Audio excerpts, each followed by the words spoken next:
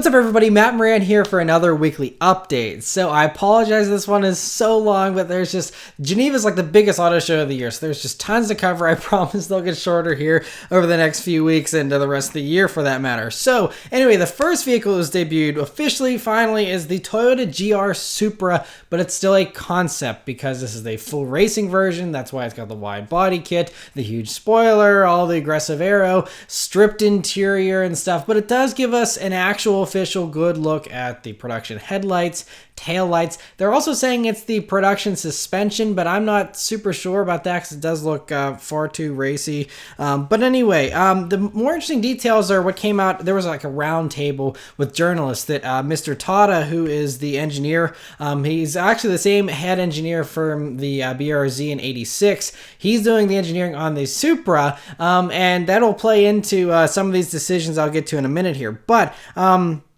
he answered some very valuable questions here. The first one he was mentioning, he said the Supra would not be a Supra without an inline-six engine. So it sounds like it's only going to get the inline-six engine. There was rumors before it could possibly get a smaller Turbo 4 as well. That doesn't sound like it's the case anymore. It'll be just the inline-six, at least according to what he's saying here.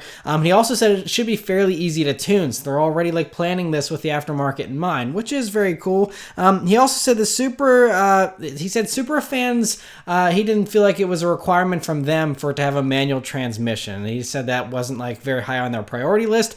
I don't know what Supra fans he talked to, but I think, you know, as evidenced on just these videos alone, every time I talk about the Supra, everyone's like, no manual, I have no interest. Like, it's such a huge thing for a lot of you, and myself included. I think it would be really nice to have. I'm sure it'll use the awesome ZF 8-speed auto, but just, it's kind of strange that he's like, oh yeah, they don't care if it has a manual or not, when clearly everyone on the internet does want it to have a manual. So there's that, but so that also kind of shoots down the idea of a manual, since he said, you know, there didn't seem to be any interest in it, in his opinion.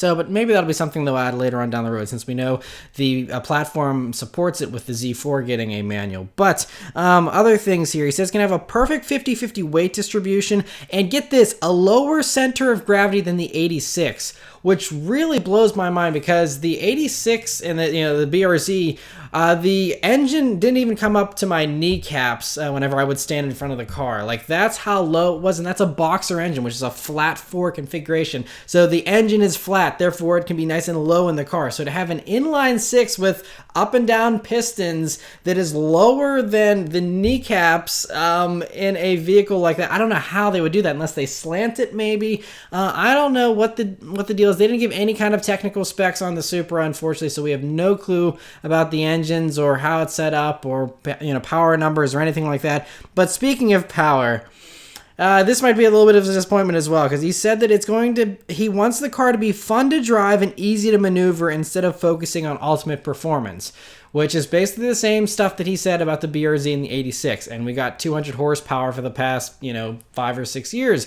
So I would kind of, curtail your expectations on, the high horsepower numbers. I would be surprised if it does any more than your average run-of-the-mill BMW inline-six does, in like a 340 or something like that. That's probably the upper limits of what I would expect. Certainly, I highly doubt there'll be anything out of the 300s horsepower-wise. But again, who knows? Nothing's confirmed. He just said they're not focusing on ultimate performance, so don't expect this to be as fast as a Mustang GT or something like that. So there's that. Also, it sounds like the Z4 is going to be supposedly launching this summer first, and then the Supra will come later, but there's been mixed reports that currently is kind of thinking that it's not going to be, we're not going to see the production Supra until next year. So we still might have a whole nother year to wait for an actual production version, which makes me want to rip my hair out with the way they have these very slow rollouts with a lot of these Japanese cars. It's just, I mean, it's ready, obviously. They already have a racing version ready to go, so if that's ready, why not the production version? But I digress. So anyway, that's it as far as all the info here we have on the Supra for now. Some more exciting news, especially for me personally, is Ford brought the 2019 Mustang Bullitt to Geneva, and along with that, the confirmation and announcement that they're going to be selling the Bullitt version in Europe and in Australia, which is a really big deal because, a lot of these special edition Mustangs never get brought to other countries. At least, in the past, special editions are something that oftentimes don't get brought over elsewhere. And so now that the Mustang is global, it sounds like, although I don't think the Shelby was available globally, it sounds like at least the Bullitt will be here. So going to be available later this year. Building is going to start in June, right alongside all the US versions. We got some more pictures of it here with the Euro treatment, which includes the clear reflectors in the front, the clear taillights, and also you have the larger side mirrors and a couple other small things. But that's basically it. Otherwise, it still looks very good though. I like how they still have the hood vents, which is something that usually on Euro S550 Mustangs you lost. So cool to have those.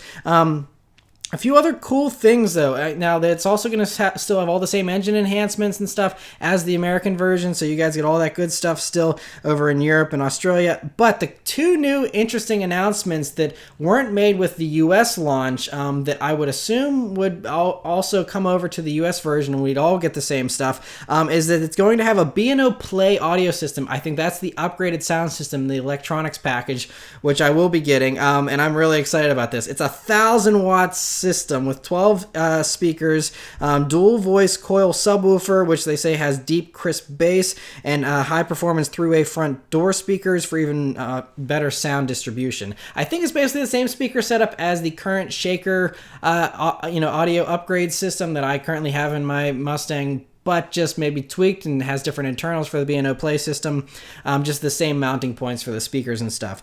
But that's awesome. This Bullitt is just getting more and more perfect. And speaking of more and more perfect, the other second cool feature they announced along with the European debut here is that Ford's going to be introducing rev matching tech for the manual transmission. So that's something obviously we started with the 370Z when that came out, and the Camaros now have it, Corvettes, all those types of vehicles. And I personally love it. Hopefully you'll be able to turn this off. I'm sure you will be able to. So those who still want to do their old-fashioned rev matching and downshifting on their own, you can, but with this, it'll automatically blip the throttle for you on each downshift with the Bullitt, which will be awesome, and something that I always really enjoyed actually with the Camaros, because it does it far better than I could. I will be the first to admit I am not great at heel towing. I am decent with rev matching my downshifts as long as I don't have to be also on the brake and heel toe, but this just makes it easier. It does it just as good as the best human race drivers out there, so I'm personally very excited for this technology, and so like I said, I am just so head over heels for this Bullitt. It's insane. By the way, I'll be talking more about that and my order next week. Other things, though, that weren't announced with this Bullitt, but were observed by me personally looking at the pictures, is it looks like it's going to get the autonomous braking tech, because we see the sensor in the rearview mirror there in the upper part of the windshield, and so that means it's most likely going to have that autonomous braking, which is like a necessary thing for the European crash test standards, because if you don't have autonomous braking, they like rule your car a death trap, which is so stupid. But anyway, so it sounds like it's probably going to get that, which is something, thankfully, the US version will not be getting autonomous braking. I do not want that in mine. There's also no center gauges on any Euro S550 Mustangs. They're on the interior. On the performance pack, and like I said, the other Bullets, in America here, you get those two little analog gauges. You don't get those. Otherwise, that's it. Now, it was also very cool. They did a little promo video with GQ, and I'll link that above. And Chase and Maddie McQueen were also in that, who are Steve McQueen's two other grandchildren. Molly did the US debut, and now we have Chase and Maddie doing it here. And also Chad McQueen, Steve McQueen's actual son, was in attendance as well. So that was awesome to see all that. And for those of you that are Subaru lovers, Geneva brought a new Subaru concept, the Viziv Tourer concept, which is basically a future WRX wagon. And it sounds like the production version of this should be coming in about 2 years. It looks great. Who knows if we'll get it, but in typical Subaru concept fashion, it probably won't look very much like that, which is sad because that looks fantastic. Another vehicle that debuted is Lamborghini showed the Huracan Performante Spyder, and so it's obviously a production version here, going to be available this summer. It's the same mechanicals as the standard Performante. The only one unique feature that it has is that it has these two movable fins that come out from behind the rear seats to kind of seal up the area between the seats and the rear engine cover and all that kind of stuff to give it more of a speedster style look and help with aerodynamics. And so all told, it's 270 pounds heavier than a normal hardtop Huracan Performante, but still 77 pounds lighter than the regular Spyder. But because of that extra weight, it's 0.2 2.2 seconds slower, 0 to 60 at 3.1 instead of the 2.9 from the hardtop. And like I said, yeah, available this summer with a starting price of $308,859. So cool to see that. Other Italian supercar news is Pagani. The only new thing they actually brought was a new soft top for their Huayra Roadster, but they did give a few details about their future cars. And they revealed that the Huayra successor is going to be coming first. That's going to get a new AMG twin-turbo V12 that will be California emission compliant, so they can sell them there. But he's saying that would also be coming with a manual transmission because a lot of customers wanted a manual option at least. So it's going to be built with a manual in mind. And then that's going to last till 2025, which is when their new electric car is going to be revealed. That I'm sure will be very impressive and fast and all that good stuff. But anyway, so interesting to hear all that from them. Speaking of bonkers electric cars, though, Rimac showed their C-2 EV hypercar here. So it has 1,914 horsepower, 1,696 pound-feet of torque. It'll do 0 to 60 in 1.85 seconds and a 9.1 second quarter mile time for this thing. 258 mile per hour top speed. They're only making 150 of these, for those. There's multiple millions of dollars. It's going to use a 120 kilowatt hour battery pack that's liquid cooled. Has 404 miles of range, and it has a 250 kilowatt fast charging capability for 80% charge in 30 minutes. It's got active aero and lots of advanced tech, that I could go on for hours about, I'm sure. Level 4 autonomous capability is built in as well, even though it currently only functions for adaptive cruise, automatic emergency braking, and lane keep assist. But apparently those sensors generate 8 terabytes of data every hour. And so very advanced. It's got a carbon fiber monocoque as well, carbon fiber rear subframe, all kinds of awesome stuff there. No details on pricing or release were, available is whenever they show this at Geneva. But anyway, interesting to see that. And while we're in Crazy Town, let's talk about Bugatti's new vehicle they showed at Geneva. It's the 2019 Chiron Sport. And so it's got the same 1,479 horsepower, but the focus on this one is on better handling and making it lighter. Now, they made it lighter, but it's only 40 pounds lighter. They used some lighter, unique wheels, lighter glass, and more carbon fiber, including first ever carbon fiber windshield wipers that they're very proud of. I think they're 77% lighter than regular windshield wipers, they said. Anyway, it's got stiffer shocks, retuned steering,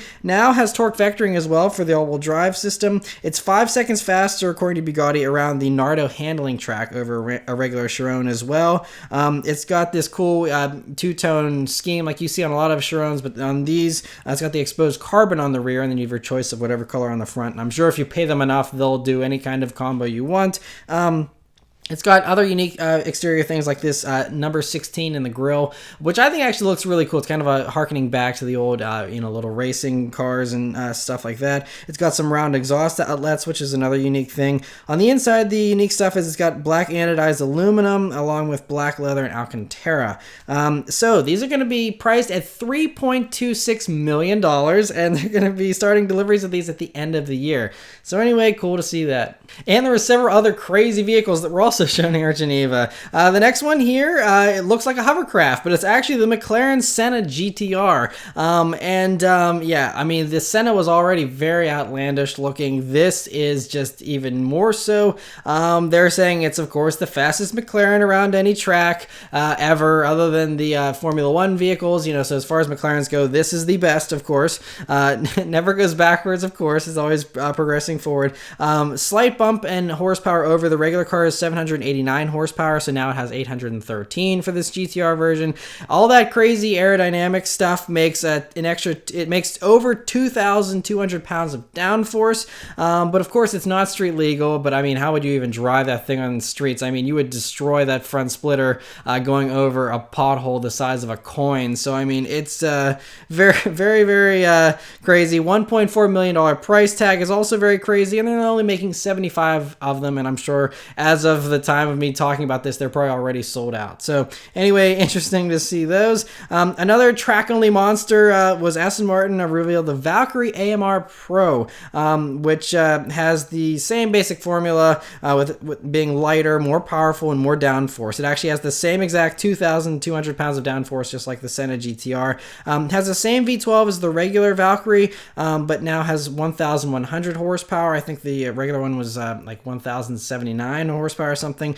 Anyway, it only weighs 2,200 pounds as well, thanks to lighter carbon fiber control arms, lighter exhaust, polycarbonate windows, molded seats, and no HVAC or infotainment system. So really stripped down on this one. It's still, they say it still has heaters in the windows to help with defogging the windows, so it doesn't get fogged up there. 225 mile per hour top speed, 3 G's of cornering force too out of this thing. Crazy. They're only building 25 of them, and they are confirmed to be already all sold out, and they're coming in 2020. So cool to see that. And some less radical looking but still very outlandish news comes from Aston Martin, who revealed the Lagonda Vision concept, and they're kind of reinventing the Lagonda brand as being their zero emissions super luxury brand.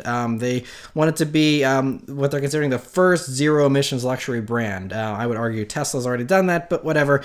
Anyway, these are supposedly going to be produced as an actual production car in 2023. They're saying it's going to be fully autonomous on all routine circumstances and all recognizable roads, although it's still going to have a steering wheel that can retract.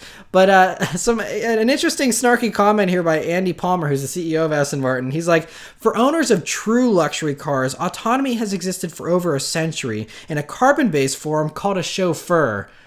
Okay, so he's like, man, all these rich people have been having chauffeurs forever. This autonomous thing is nothing. Anyway, he also continues on and says, we imagine most Lagonda customers will choose to be driven, but whether by a person or a computer will be up to them. And if they want to drive themselves, the car will ensure that that is a delightful and memorable experience too. Lagonda will provide that choice.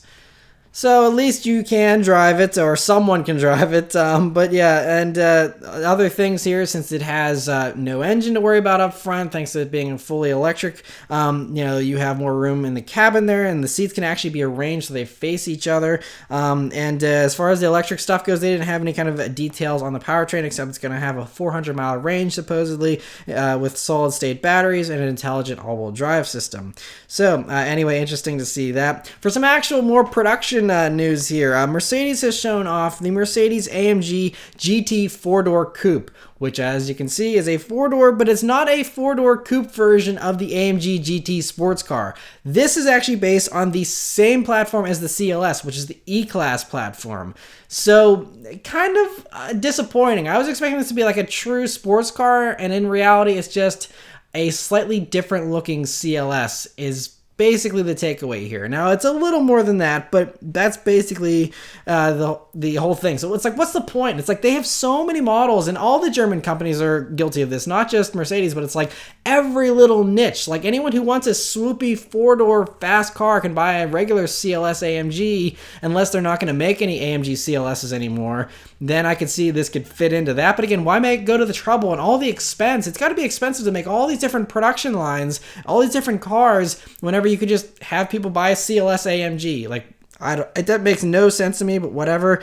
I guess Mercedes is, staying in business, so who cares? But anyway, it's got the larger headlights here, the Pan America grille that sets it apart from the CLS, the more aggressive front bumper, and also one notable difference is the fastback roofline includes a hatchback for the GT, and the CLS is just a standard trunk lid. So if you want a hatchback, then you got that. So lots of options here within Mercedes. Mechanically, the CLS gets the slower engines, but both share the 53 model engine, which is the AMG one. It does the inline 6-cylinder with the e-boost mild hybrid system that does 429 horsepower, 384 pound-feet of torque.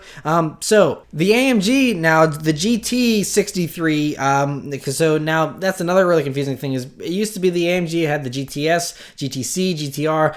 now they get the numbers for the four-door version. So the GT63 gets the 4-liter twin-turbo V8, same motor basically as all the other, top-line AMGs here, 577 horsepower, 533 pound-feet of torque. There's a 63S version that goes to 630 horsepower, 627 pound-feet of torque, and that one will do 3.1 seconds 0 to 60, 195 mile per hour top speed too. Very impressive numbers. These things are going to be, very, very awesome, even if, it does have a questionable underpinning here. The regular 63 non-S version does 3.3 seconds 0 to 60 and 193 for the top speed there. And those two get the MCT 9-speed like wet clutch transmission. They also get the dynamic air ride suspension and rear wheel steering, which all help to separate it again from the CLS, which is good. So if you go for the 53 version, the slower one there, that's 4.4 seconds 0 to 60, 174 mile per hour top speed. That one actually uses a normal 9-speed torque converter automatic, I think, to help. You need that, I think, for the electric component. It also has adjustable dampers and steel coil springs instead of that air suspension.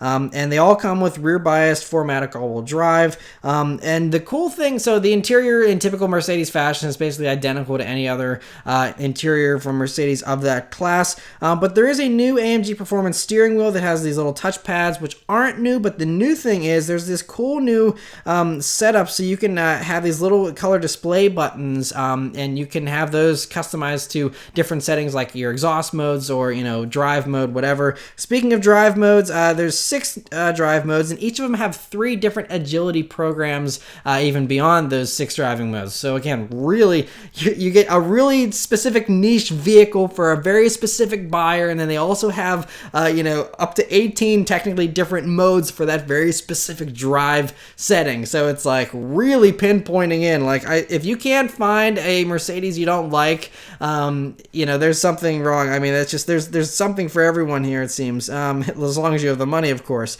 So other things here. The only other difference on the interior, aside from looking like an identical to a CLS or otherwise, is that you have that center portion between the front seats that is similar to what you see on the actual AMG GT sports car. Not quite as dramatic, but a similar type of look there. There's also going to be the option to only have 2 seats in the back with a console versus the 3-seat bench you get in the CLS, but you can still get the bench in this AMG GT 4-door. Anyway, the 63s are going to be going on sale in early 2019 with the slower 53 model available in mid-2019. So cool to see that. For some new, more, I guess, readily available AMGs, we have more details on the C43. Now, I talked about the C43 looks last week whenever a few pictures leaked. We got a few more details here now on it, including it's going to have a power boost, so it's getting larger turbos here for the C43, 23 more horsepower, so now 385 horsepower, but it's got the same 384 pound-feet of torque, so actually the 0 to 60 time isn't changed over the old version of, I think, 4.6, but it's supposed to be a more efficient engine, and it's also going to have more efficient wheel designs that should help with aerodynamics and things. They also said they changed the transmission tuning for faster shifts, multiple downshifts at the same time, and better operation overall. You can also now get AMG Performance seats that can get heated and ventilated. Usually you can only get heat on Performance seats. Now you can get the ventilation as well. So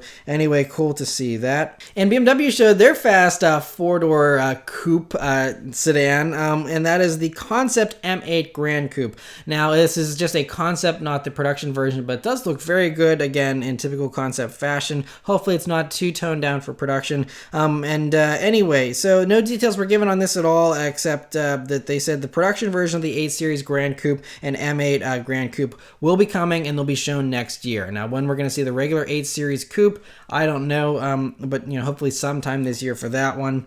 Another very interesting, very fast 4-door that was shown is Porsche showed off the Mission E Cross Turismo concept, which is basically a crossover version of the Mission E. It's kind of got like the Mission E front end with like the Panamera back end on it in a way, and I think that actually looks decent. I know the fender flares and stuff is annoying, for enthusiasts that aren't obsessed with crossovers, but should help with the sell among, the masses. And anyway, so there's some numbers here. 0 to 62 takes 3.5 seconds. It's got 600 horsepower here for this vehicle. Now, this is a concept, but they kind of were really hinting that this is like very likely coming to production alongside the regular Mission E. And they're also saying it's got a 62-mile charge you can get in 4 minutes with these fast chargers. It'll charge 250 miles of range in 15 minutes and has some other cool features like some built-in guided tours in the navigation whenever it's doing its whole intelligent thing with the infotainment. And one cool thing, especially if you're a YouTuber or vlogger or something like that, is there's a drone that can automatically be deployed out of the back on this concept from the trunk there, and it'll follow you along to get awesome shots, which would basically make my car reviews look 10 times better and be far easier. I wouldn't have to worry about rolling shots, just have a little drone do it for me. Yeah, so that personally, I'm interested in seeing that come to production. We'll have to see how drone technology progresses, but anyway, just a fun little extra thing there along with that concept. Audi showed the new A6 at Geneva here, which I already talked about last week, so you can watch the last week's video for that. But they also showed the E-Tron prototype. Now, they have tons of vehicles that are called E-Tron. This one is basically a crossover the size of the Q5. Still got camo on it, so, not fully ready to be shown, I suppose. But anyway, they're saying they're going to have more news on it this summer. But it's fully functional. They were driving them around the streets of Geneva, supposedly. But anyway, we'll have to wait to hear more on that. Other Audi news, though, is that they teamed up with Airbus, who's working on this flying car concept, and basically it's a huge drone that just picks up your small car whenever you get stuck in traffic, and just flies you to your destination instead, which again, for those in like LA or New York, sounds like the greatest thing in the world. For the rest of us, it sounds like a far-fetched thing, and it probably is still a little ways away, but the idea doesn't seem that hard to execute as long as safety issues are worked out. But as far as Audi's involvement with all this, they basically just changed the exterior and in the interior to make it a two-seater and also make it, have some nicer looks to it and all that to make it more like an Audi. But anyway, interesting to see that. Bentley has also debuted the 2019 Bentayga Hybrid at Geneva. And so this uses a turbo 3-liter V6 engine combined with an electric motor. And no details were given on any of that stuff or, any kind of horsepower numbers, but they did say the battery will do 31 miles of range, and it'll take 7.5 hours to charge on a regular outlet or 2.5 hours on a fast charger. And really the only ways you can tell apart from the non-hybrid version is there's an extra port there for the charger on the one side, and then also there's copper hybrid badges and a few other small little copper highlights. Other than that, though, it looks just like any other Bentayga. And anyway, ordering is going to be opening for those later this year. So anyway, cool to see that. Land Rover debuted the Range Rover SV Coupe, which is actually a two-door. Every time you hear coupe, now you have to wonder if it's an actual two-door. This one is. So thanks, Range Rover, for actually calling it a coupe and sticking to that. Anyway, so it's got the same 557 horsepower and 516 pound-feet of torque as the SV Autobiography dynamic and the SVR and whatever. So it's 5 seconds 0 to 60, which they claim is now the fastest full-size Range Rover ever. I don't think it's as fast as the Sport still, but that's not a full-size one. And anyway, they're making 999 of these, and they're $295,000 each, which makes it more expensive than even the Bentayga. And the Range Rover is a little more lowly than those, I think, but I think it's a very cool look. I think it looks great actually in two-door form there. And again, it's all about the exclusivity, so I'm sure people will be all over it. For some more obtainable crossover stuff here, Lexus revealed the production UX 200 and 250H. And this has the same underpinnings as the Toyota CHR, so basically it's just a nicer CHR. It's heavily, obviously, reworked, completely different inside and out. Looks much better to me, too, than the CHR, which I'm not a personal fan of. It's got some pretty nice headlights there in the front, kind of remind me of the RC. It's got those full-length taillights that look really cool as well. Has this new Dynamic Force engine and CVT combo, which is from Toyota, and I actually talked about that in last week's update, so you can hear all the details on that in last week's video. It does 168 horsepower with that combo. There's the hybrid version, the 250H, which has 176 horsepower thanks to a rear axle motor, which also gives it all-wheel drive, because I think otherwise their front-wheel drive, maybe all-wheel drive will be an option for the regular one as well. Not totally sure on that. There's also going to be an F-Sport version, which gets a retuned suspension, optional adaptive variable suspension as well if you'd like. You can also get on the F-Sport a unique rear bumper, wheels, and moldings. The interior gets sportier seats, sportier steering wheel and pedals as well. And no pricing has been announced for these yet, but they'll be on sale in the US this fall. Toyota also showed the Auris, which we'll be getting here in the States as the Corolla IM hatchback, and it looks pretty good. I really like the way it looks with a two-tone element, and I think it's a more subdued version of the front end there, which is a little bit different from some of the other Toyotas, which are really in your face. This isn't quite as bad in my opinion. The engines they listed for Europe, there's like I think 5 hybrid variants and then 1 non-hybrid, and that's it. We'll probably get a much different mix of engines here at all. Most likely we'll probably get that same dynamic force Toyota engine with 168 horsepower. Maybe it'll have less horsepower in this model, we'll have to see. And they also likely will probably get some type of hybrid version as well. As far as other dimensions and stuff, it's 1 inch shorter actually than the old Corolla IM, but it's got a 1.6 inch longer wheelbase, so it should help with handling and all that type of stuff. So cool to see that. Hyundai has shown the Le Fille Rouge concept, which is just showing their future styling direction. That's all. They just said, elements from this car will be used on future models, and that's it. So, but I think, the elements are very good. I think that grille looks kind of cool. I really like the headlights. The back end's a little odd, I think, but I think I'll really grow to like it.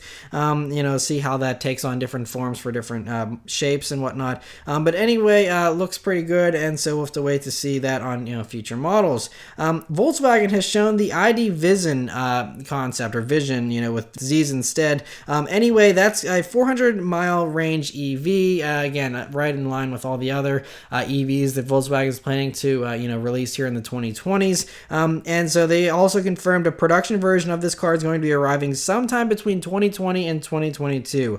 It has 302 horsepower from the electric motors, but this concept is actually level 5 autonomous, so you can't even drive it. So that's where it gets concept-y. This actual shape and idea will probably make it to production in the next few years here, but this whole autonomous level 5 stuff, there's no way. This is way further out than that.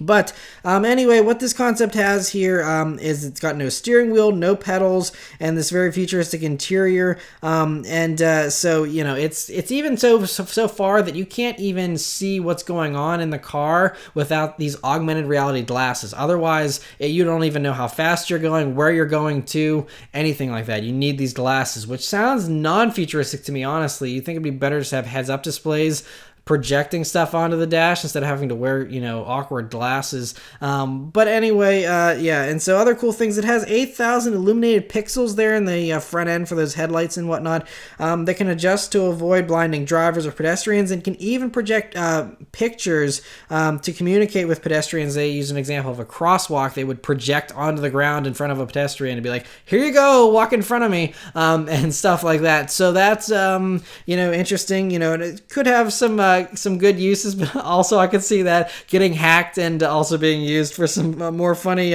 uses. Anyway, so that's some pretty interesting stuff, but again, a lot of concept-y stuff here, but I think, the basic idea of a sedan electric vehicle from Volkswagen will be coming here in the next few years.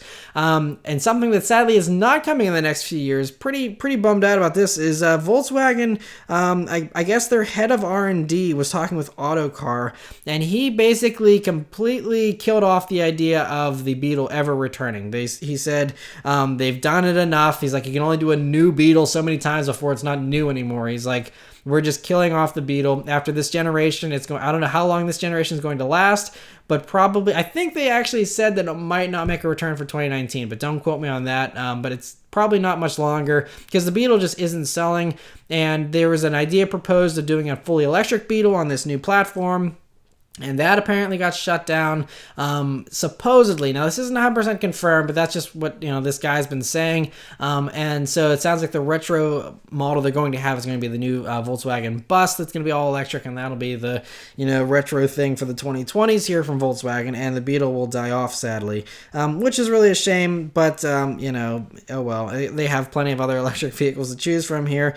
Other things here, as far as EVs go, actually, is Honda confirmed they're building the cool little urban EV concept. So maybe even though the Beetle's not going to be around much longer, we'll have this retro looking Honda hatchback. Hopefully it keeps those retro looks, but that's actually being put into production. They said it's going to be coming to Europe first, with ordering opening in early 2019 and delivery starting in late 2019. And fingers crossed we'll get it here in the States as well. But a really cool idea. As long as they keep the funky looks, I think it should be a pretty big hit.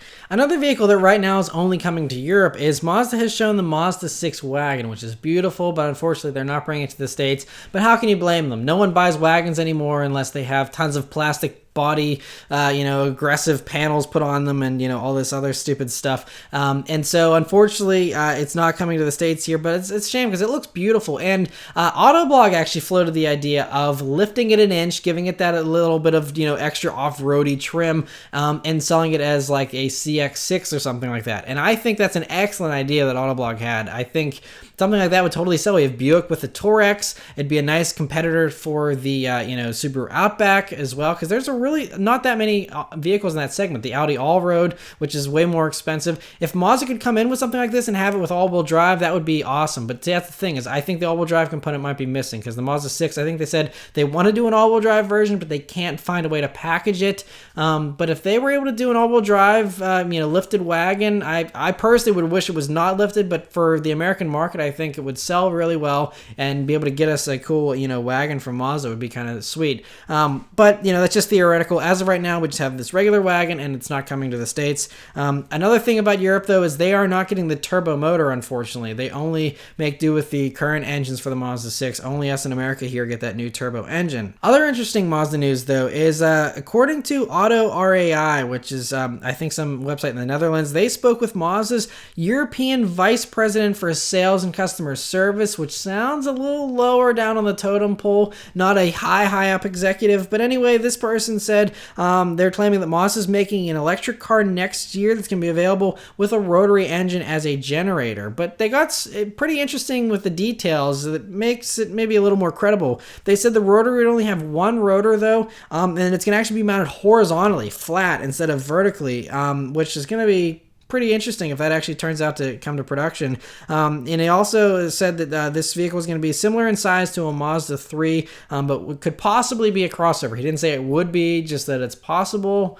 So I'm not sure what the iffiness is all about there. But anyway, it sounds, pretty cool, I think, because I think Mazda has this unique thing with these rotary engines. If they can package it in the floor somewhere and, have much more range that way and still have a range extender without having to worry about some bulky engine up front, that would be really cool. So we'll have to wait and see if that actually materializes. But anyway, interesting to hear that. A few non-Geneva stories here real quick. Cadillac teased the XT4 during the Oscars this past weekend. Just a few shadowy images of it. But what we can see so far does look very good. Looks similar to what you see with like the XT5 in a lot of ways, but just a little bit different and has some other cues from other Cadillacs as well. And so anyway, we'll be seeing the full reveal of that at the New York Auto Show at the end of this month. So cool to see that. Ram announced pricing for the 2019 Ram 1500, and I actually drove it just earlier this week. I just got back a couple of days ago here, and I can't talk about how it drives until the 16th when the embargo lifts, and that's when my review will be going live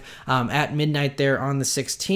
But what I can say in the meantime is it's got the pricing has been announced here, and I actually took a snapshot of the breakdown there while I was at the event. The base model starts at $33,340, which is $1,000 more than the old one, but it does now get the standard e-torque mount hybrid system, and the Uconnect infotainment system is standard now, which is really good. Even though it's a smaller 5-inch display, still does Apple CarPlay, Android Auto, all that stuff, which is really great. And then if you want to go for the top level limited trim, that now is $59,035 before options and whatnot. But there are a couple things that are a little bit cheaper now. Upgrading to the V8 on the lower models is now a little bit cheaper by a couple $100. Also, the Rebel is now a little bit cheaper because you can get it with a quad cab configuration and with the V6. And so that starts now at $46,690. And so anyway, cool to see that. Other FCA news real quickly is that they announced a new shakedown package for the Dodge Challenger Shaker. It's for the 2018 models, and it's basically just these unique stripes you see, but it's also going to include white face gauges and an upgraded Alpine stereo. Also, cool news, personally, I'm really a fan of the Plum Crazy purple color, and I was sad when they discontinued that a couple of years ago. For 2018, Challenger and Chargers of all trim levels are going to be available with both Plum Crazy purple and B5 Blue coming back, which is really cool to see. Jaguar also at Geneva did announce pricing for the I-Pace EV, which I talked about, again, a couple of weeks ago here. They're going to be starting at $70,495, which isn't too bad. I think I still said that's like 10 or 11 grand cheaper than a Tesla Model X, although it's only 2 rows of seating versus what you can get is, 3 in the X there. And anyway, if you want to go up for a fully loaded first edition of this I-Pace, it's going to be $86,895. But 70 grand, not too bad, as far as EVs go. Along with that, they also announced there's going to be an 8-year, 100,000-mile warranty on the battery. So those that are worried about, the battery dying or something, they'll be able to have that covered by the warranty as well. And finally, the last bit of news this week here, very quickly, is Kia announced a limited edition Stinger GT Atlantica edition, which basically just gets this dark blue paint, 19-inch wheels from the European version, and you get the deletion of the Kia badge on the back and instead have a larger Stinger badge, which is, I guess, what they do for the Korean version. So they're going to have that. Inside, you get an espresso brown Napa leather interior, and they're only making 500 of these, and they're going to be available this summer. So anyway, cool to see those. But yes, that's it for all the news this week, guys. Thank you guys very much for watching. Let me know all your thoughts about everything in the comments below, and I'll see you guys next time. Take care.